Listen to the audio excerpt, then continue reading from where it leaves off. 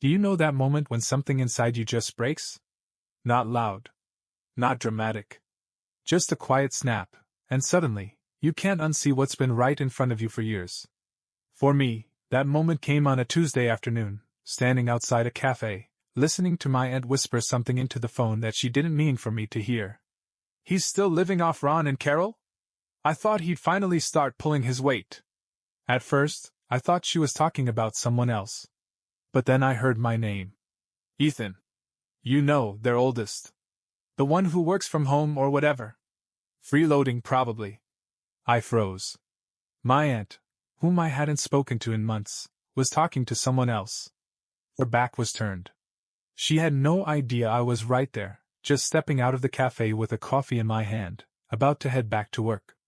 I didn't say anything. I didn't tap her shoulder. I just walked away. But that sentence followed me home. Freeloader. It played in my head on a loop, getting louder with each step. Because here's the truth. I'd been covering my parents' bills for nearly 4 years. Rent. Groceries. Car insurance. Even some of their medical stuff when the copays stacked up too high. I wasn't just helping out. I was the backbone of the house. And yet, that's what they thought of me. It hit different because I never asked for credit. I never waved receipts in anyone's face. I just did what needed to be done. I figured that's what family was, stepping up when it counts. They saw it differently. Let me rewind a bit. I'm Ethan, 27 now, but at the time, I'd just turned 26. I work in digital logistics for a major retailer. It's remote, and the hours are brutal during Q4, but I get by. I started making real money around 23, and as soon as I did, I began sending it home. At first, it was little things. Paying the phone bill. Covering the gap in rent when Dad's hours got cut. Buying groceries so Mom wouldn't have to stretch one chicken for a week. But over time, it became everything. And I mean everything. I was paying 2/3 of the rent. Handling the utilities. Chipping in for my younger brother's school supplies. I even gave them money to help with a down payment on a used car when the old one finally gave out. They always said thank you. But it was the kind of thank you give a waiter, polite, expected, shallow. There was never a conversation about boundaries. Never a plan to wean off support. Just this unspoken understanding that I'd keep giving until they decided I could stop. And I did. Quietly. Without complaint. Because I thought it mattered. I thought they saw me. But that one sentence from my aunt shattered that illusion. Freeloader. The kind of word people use to describe someone who takes. Not someone who holds an entire household together while pretending it's no big deal. That night I went home. I didn't say anything. I watched TV with them, ate dinner, and paid the internet bill on my phone while they talked about their weekend plans. But everything felt different. Because I finally saw what I was to them. Convenient. Expected. Replaceable. And I knew I couldn't keep doing it. After that moment outside the cafe, I couldn't unhear it. Every conversation felt tainted. Every thanks sounded thinner. I started to replay things in my head, not with the warmth I used to feel but with a new kind of awareness. Like how my mom would say, "You're so lucky you can work from home." Every time I turned down a dinner invitation because I was slammed with deadlines. Or how my dad joked with guests about me sleeping in while the rest of us grind. Before I brushed it off. Now I heard it for what it was. They weren't joking. They didn't see what I did as real work. They didn't value the long hours I put in or the fact that I was the only reason the lights stayed on for some months. They thought I was coasting. Just a guy with a laptop who sent money and didn't ask questions. And that was the problem. I never asked questions. I let it slide when they forgot to tell me where the money was going. I didn't push back when my brother Jaden started asking for cash. Just until he gets paid. Only to show up with new sneakers the next day. I told myself it was temporary. That we were a team. But I was the only one playing. One night, not long after the cafe incident, I came home from a late shift at my desk. 10 straight hours of back-end logistics for a flash sale campaign that nearly crashed our system. And found my parents, Jaden, and 2 of my cousins in the living room, laughing. Not just casual laughter. Loud and relaxed, the kind of vibe you get when everyone feels completely at ease. I stood there for a second, invisible. Then I heard my name. You know Ethan, right? The remote king. Just sits in his room all day with his headset on. Lives like a prince. That was my dad. The others laughed. Man, must be nice, Jaden added. Dude gets all the perks and none of the pressure. No one corrected them. No one said, he's the reason we're not behind on rent. No one mentioned the 3 a.m. Zoom calls. The missed vacations. I put the Christmas bonuses straight into our heating bill, so no one froze in January. I stepped out before they saw me. Went for a walk. No jacket. Just needed air. I felt something in my chest I hadn't let myself feel before. Resentment. Not anger. Not sadness. Just this growing, quiet bitterness that I'd been holding everything up for years while they laughed like I was some spoiled kid freeloading off the people I was carrying. It wasn't just unfair. It was humiliating. I realized then that I didn't know my own family. Not really. Because the version I believed in, the version where we were all in this together, didn't exist. It was convenient. A funding source. A name they could throw around at family gatherings to sound like they were doing great. Oh yeah, Ethan helps out. He's got a good job. Not. Ethan makes this whole thing possible. Not. We're grateful. Just helps out. I didn't say anything that night. But the next morning, I started making plans. Because I knew I couldn't keep living in a house where they smiled to my face and laughed behind my back. After that night, I stopped waiting for things to get better. I'd spent years thinking that if I just worked harder, gave more, stayed patient, eventually they'd notice. Eventually, they'd see me. But that illusion cracked the moment I heard my dad call me a prince in front of my cousins, like I was some rich recluse in his childhood bedroom, sipping coffee while everyone else suffered. That wasn't just a joke. That was who they thought I was. So I made a choice. No confrontation. No drama. Just a plan. I started setting money aside. Quietly. Every week, a little more. I stopped covering extras. No more emergency payments for Jaden's car trouble, no last-minute grocery runs when my mom forgot to budget again. I still paid rent and utilities, but I stopped going beyond that. They noticed, but not enough to ask questions. Just passive comments. Dinner's a little lean lately, Mom would mutter. You used to be so generous, Jaden joked one night. I smiled. Said I was saving for something. They didn't ask what. They never did. I spent my nights looking at listings. Cheap one-bedroom places on the edge of town, studios in old buildings, barely legal sublets. I wasn't picky. I didn't need luxury, I just needed space that was mine. After 3 months, I found it. Tiny. Low ceilings. Smelled faintly like old coffee grounds and forgotten pizza. But the lock worked. The windows opened. And no one else had a key. I signed the lease that same day. Gave the landlord first, last, and deposit without hesitation. That night, I went home and packed half my things. I kept it subtle. A box here. A bag there. Told my mom I was reorganizing. She barely looked up from her phone. No one noticed when my closet started looking emptier. They were too used to me blending into the walls. Moving day came on a Thursday. I didn't take the day off. I logged in, did my work, and took my lunch break early. During that hour, I loaded everything into my car. 2 trips. No help. Didn't tell anyone where I was going. When I finished, I left a note on the kitchen counter. Nothing dramatic. I've moved out. I'll still send rent until the lease is up. Please don't contact me unless it's about something important. That was it. No explanation. No guilt. I owed them neither. I drove to my new place, unlocked the door, and stood in the silence for a full minute. Just listening. Not for footsteps. Not for voices. Just to the absence. It was quiet. And for the first time in a long time, that quiet felt like something I'd earned. No one texted that first day. No missed calls. I figured they assumed I was staying over somewhere or working late. But by the next morning, the group chat lit up. MOM, where are you? Dad, did you leave? Jaden, you serious? I didn't reply. Not right away. I just went about my day. Unpacked a few boxes. Ordered cheap takeout.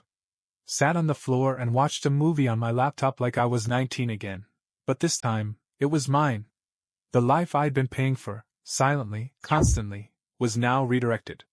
Toward me. It wasn't spite. It was survival. By the second day, the text stopped being confusing and started sounding accusatory. So you're doing this? After everything we've done for you? You just walk out like that, no warning? That one came from my dad. I read it while sitting on the floor of my new apartment, surrounded by boxes I hadn't unpacked. It was quiet, but not in that uncomfortable, waiting for the next shoe to drop way. This silence felt earned. I didn't answer him. Not because I wanted to be petty, but because that message said everything I needed to know. After everything we've done for you. As if the last 4 years hadn't happened. As if the bills I paid weren't real. As if the food they ate, the lights they used, the rent they covered only a third of, none of it counted. I kept the receipts. Not to throw them in their faces, but because I didn't want to forget what was true when the guilt started whispering. Because guilt always comes creeping back. Even after all they said. Even after I'd left. Even after I'd heard them call me a freeloader while spending my paycheck. That's the power they still held, not in action, but in memory. I'd been conditioned to feel responsible. Not just for money, but for moods. For attention. For keeping the house from falling apart. Leaving didn't immediately erase that instinct. It came back every time my phone buzzed. We're hurting too, Ethan. You didn't have to do it like this. Those came from my mom. I almost replied. I really did. But I kept asking myself the same thing. Why now? Where were these messages when I was working 60 hours a week and still covering their bills? Where was the concern when I skipped holidays, when I turned down travel, when I sent them money labeled groceries, and they used it on a new TV? Where was the worry when I disappeared into my room for days, and they didn't knock once? They said I'd abandoned them. But I was never really there, not the way they needed me to be, because I was always an extra. Useful. Quiet. Reliable. Not a son. Just a solution. So no, I didn't feel like I abandoned them. I felt like I had finally stopped holding up something that was never built to carry me. In the week that followed, they shifted tactics. Less guilt. More confusion. You've changed. You used to care. Why are you being so cold? I wasn't cold. I was done. There's a difference. Being cold would mean cutting them off with spite. Blocking them. Posting about them. Making noise for the sake of payback. I wasn't interested in that. I just wanted peace. Something I hadn't felt in years. And when I sat at my small kitchen table, eating microwaved pasta from a chip bowl, I realized that peace didn't require applause or understanding. It just required space. And I finally had that. Time has a way of softening everything, even betrayal. A month after I moved out, the noise started fading. The text slowed. The guilt trip stalled. The silence grew longer between each vague attempt at connection. At first, I kept checking for new messages. Habit, I guess. That twitch in your hand that says, maybe today they'll get it. But they never did. Eventually, I stopped expecting anything new. What came instead were fragments, stories passed along through cousins, old neighbors, and mutual contacts who didn't know better than to relay messages I never asked for. Your dad says you just vanished. Your mom mentioned you're still upset. She doesn't know why. Jaden told everyone you're going through something. I didn't respond to any of it. Not out of malice. I just didn't have the energy to correct a version of the story they were committed to telling. In their version, I overreacted. In their version, I was ungrateful, sensitive, and immature. They left out the part where I kept the lights on for years. Where I paid rent without complaining, fed a family that rolled their eyes when I was too tired to talk, and disappeared from every photo without anyone noticing. But that's how it always was. The truth only mattered when it made them look good. So I let them keep their story. They could paint me as the distant one. The cold one. The one who just left one day. Meanwhile, I was living in peace. I'd picked up a few new clients, small business owners who needed help with back-end logistics. The work was technical and quiet, the way I liked it. I cooked for myself. I slept more. I learned how to decorate a space with things I actually liked, not what was handed down or left over. There was no drama in my new life. Just effort. And calm. And one day, I realized something wild. I hadn't thought about them in days. Not consciously, anyway. There was no weight on my chest. No internal debates about whether I should text back. No imaginary arguments playing out in the shower. Just silence, the kind that didn't demand anything from me. And that was when I knew I was free. Not because they changed. Not because I got closure. But because I stopped letting their version of the story define mine. They still talk about me, I'm sure. Still, they tell themselves they did everything they could. That I was just too proud. That I misunderstood. But I don't lose sleep over it. I used to think peace would come when they finally understood. Now I know it comes when you stop needing it to. It's strange how fast time passes when you're no longer spending it trying to be someone you're not. Back when I lived with them, days felt heavy.